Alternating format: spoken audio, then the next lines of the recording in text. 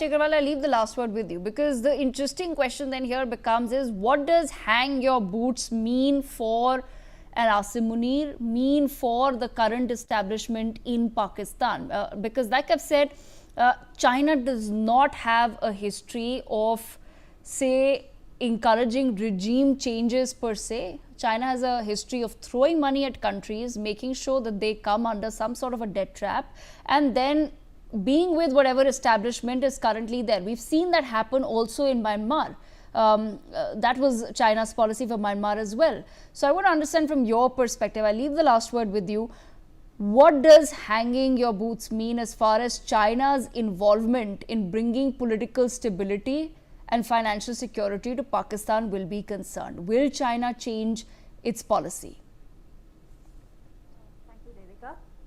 As far as I view it, if I view it from Munir's perspective, what I see is that when he went to China, he did not go there to put forth Pakistan's interest. He actually went there to put forth his own personal interest, to tell the Chinese leadership as well as the world leadership that he has emerged as he's a new face of Pakistani leadership, and he is the most important man of Pakistan. Now, when he met there, he did not just meet Wang Yi, he also met the Vice President of China, Han Chang, he also met the General Zhang Youxia, and all of them had reiterated one thing, that we abide by Xi Jinping thought, something which he had mentioned earlier, that he adherence to Global Development Initiative, Global Security Initiative, and Global Civilization Initiative, which means Munir is expected to adhere to that and behave as a vassal state whose primary job is to protect Chinese interests over and above Pakistani interests or Pakistani people's interests. So this constant reiteration, whether you read CGTN, whether you read Xinhua, whether you read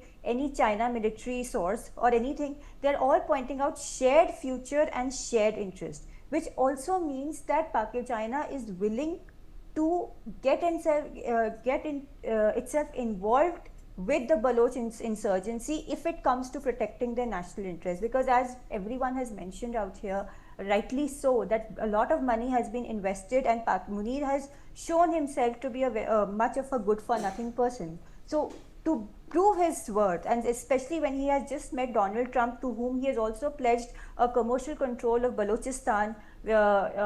minerals and all, so he has to kind of maintain a balance between America and as well as China. And just like America could not just do away with Pakistan despite knowing that Laden was found there and they were actually funding terrorists, this is also there that China can also not do away with it, because they have really jumped up the wagon and shouted from rooftops that we are all weather friends and we are ironclad partners and everything. So I think for now it's more of a face saving for